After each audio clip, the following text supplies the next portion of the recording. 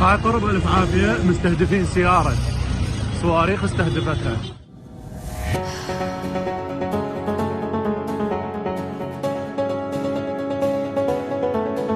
Seorang perwakilan Kataib Hizbullah mengeluarkan ancaman baru kepada Amerika Serikat dan Israel setelah komandannya dibunuh di Irak.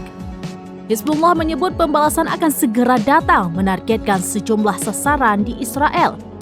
Sekretaris Jenderal Kataib Hizbullah Abu Hussein Al-Hamidawi mengatakan serangan pembalasan akan dilakukan menggunakan rudal dan drone.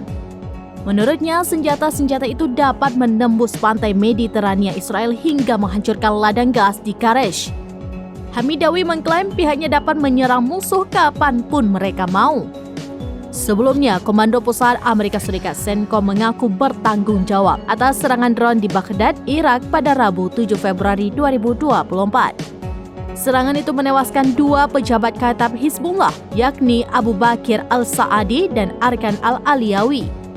Dalam pernyataan resminya, Amerika Serikat mengklaim serangan mematikan itu merupakan balasan atas kematian 3 tentara Amerika Serikat beberapa waktu lalu.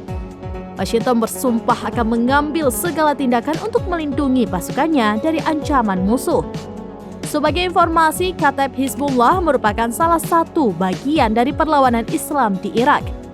Kelompok tersebut membentuk poros perlawanan dan secara teratur menyerang pasukan Amerika Serikat di Irak dan Suriah sejak Oktober 2023.